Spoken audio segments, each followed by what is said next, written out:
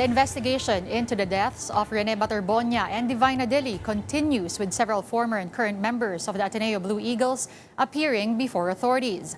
Mobile journalist Jazz Paredes joins us live from Camp Crame. Okay, Jazz, who have been called in so far and ano nga ba yung gustong makuha ng mga investigators coming from their testimonies?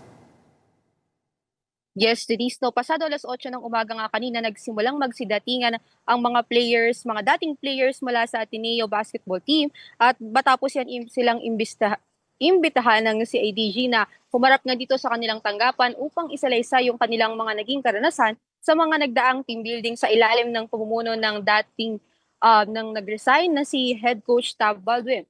At sa ngayon, ang paglilinaw ng CADG, ang kanya daw imbitasyon sa mga players na ito ay hindi dahil sa PINA itong mga players, kundi dahil ito lamang ay para magsilbi silang resource person at para makakuha sila ng mga facts na kinakailangan para magbigay linaw sa kanilang investigasyon dahil kagaya nga ng naunang pahayag ni DILG Secretary John Vic Remulla na ang kanilang ginagawa ngayon ay isang fact-finding exercise. So parte ito ng kanilang investigasyon, Denise, no?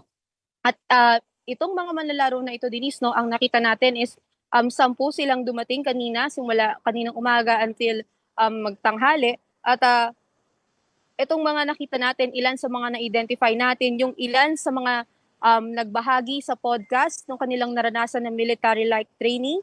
At sa ngayon, i-verify pa natin kung sino yung mga taong ito. Pero kanina nakapanayam natin yung isa sa mga abogado ni Ladi at ni Dominic Escobar na kung saan si Attorney BJ Topacio, kanyang sinabi na lahat daw ng players ay nibigay na kanilang salaysay at under oath daw yung kanilang mga statement. Sa ngayon, hindi pa sila makapagbigay ng further details regarding the investigation at gayon din ang CADG dahil gumugulong pa raw ang investigasyon. Pero inaasahan natin, Denise, no, na sa susunod na linggo ay posibleng magpa-press briefing ang CADG upang ibigay nila yung mga detalye kabilang na rin yung mga naging salaysay nitong mga dating manlalaro. Denise. Okay, Jazz, may supina no, para dito kay former head coach Tab Baldwin, pati na rin doon sa mga ibang Ateneo officials. But we know that they did not appear. Ano yung explanation na ibinigay nila and could they possibly face any legal actions or legal consequences sa hindi pagpapakita? Yes, Denise, no.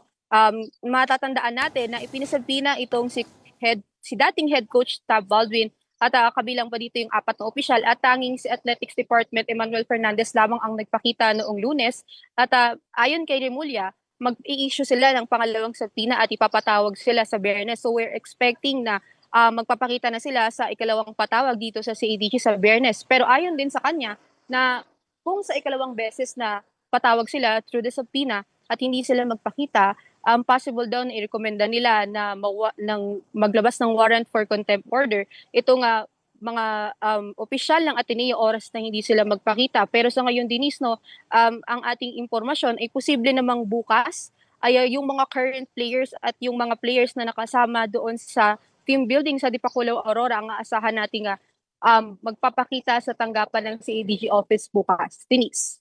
Thank you for those updates. Again, that was Mobile Journal, Jazz Paredes.